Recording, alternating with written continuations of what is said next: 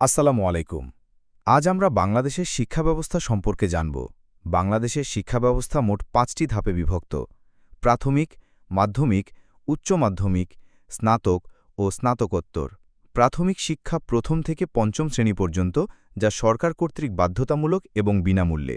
এরপর মাধ্যমিক, ষষ্ঠ থেকে দশম শ্রেণী, যেখানে শিক্ষার্থীরা এসএসসি পরীক্ষার মাধ্যমে উত্তীর্ণ হয়, যার শেষে হয় এইচএসসি পরীক্ষা। এই দুই বোর্ড পরীক্ষা শিক্ষার্থীদের ভবিষ্যৎ পথ নির্ধারণে গুরুত্বপূর্ণ ভূমিকা রাখে। বাংলাদেশে সরকারি ও বেসরকারি উভয় বিশ্ববিদ্যালয় রয়েছে, তবে এখনও শিক্ষা ব্যবস্থায় বৈষম্য, শিক্ষক সংকট ও কারিকুলামের আধুনিকতার অভাব রয়ে গেছে। তবুও পরিবর্তনের ছোঁয়া লাগছে। ডিজিটাল শিক্ষা, স্কলারশিপ এবং কারিগরি শিক্ষার প্রসার হচ্ছে। একটি উন্নত বাংলাদেশের জন্য দরকার আধুনিক ও সমতাভিত্তিক শিক্ষা ব্যবস্থা, যেটা শুধু পরীক্ষা নয়, বরং চিন্তা, দক্ষতা ও বাস্তব জীবনের জন্য প্রস্তুত।